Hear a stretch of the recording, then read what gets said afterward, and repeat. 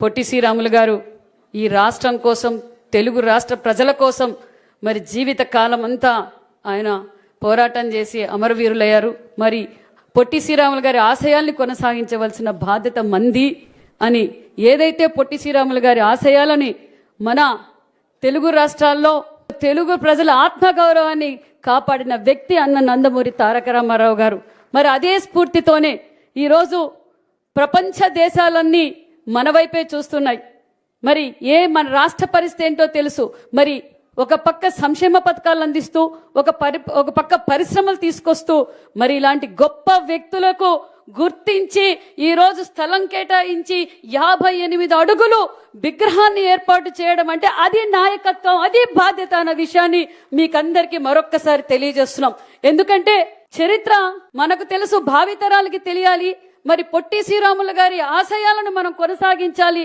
తెలుగు ఖ్యాతి ప్రపంచ దేశాలకి చాటిన వ్యక్తే మన విజనరీ లీడర్ మాన్యశ్రీ ముఖ్యమంత్రి చంద్రబాబు నాయుడు గారు అన్న విషయాన్ని మరొక్కసారి మీకు అందరికీ తెలియజేస్తూ, సార్ మీరు ఆదేశాల ప్రకారం గతంలో మన మేనిఫెస్టోలో ఇచ్చాం సార్, వాసవి పెనుగొండగా మారుస్తామన్నాం. మాట నిలబెట్టుకొని మీ ఆదేశాల ప్రకారం వాసవి పెనుగొండగా కూడా మార్చాం. అదే విధంగా వయసులో అందరూ కోరిక మేరకు మరి వారు ఆర్య వైశ్యాన్ని కూడా అడిగారు సార్, మీరు అది కూడా చేయమన్నారు. దగ్గరలో అది కూడా మనం చేయబోతున్నాం అన్న విషయం కూడా మీకు తెలియజేస్తూ, మరి ఈరోజు ఒక పక్క సంక్షేమ పథకాలతో పాటు ప్రపంచమంతా ఈరోజు పరిశ్రమలు పెట్టుబడులు పెడుతున్నాం. ఒక పక్క సంక్షేమ పథకాలు, సంపద, ఉపాధి కల్పిస్తున్నారంటే ముఖ్యమంత్రి గారు నేను నాయకత్వం అంటే అధికారం కాదు, నాయకత్వం అంటే బాధ్యత.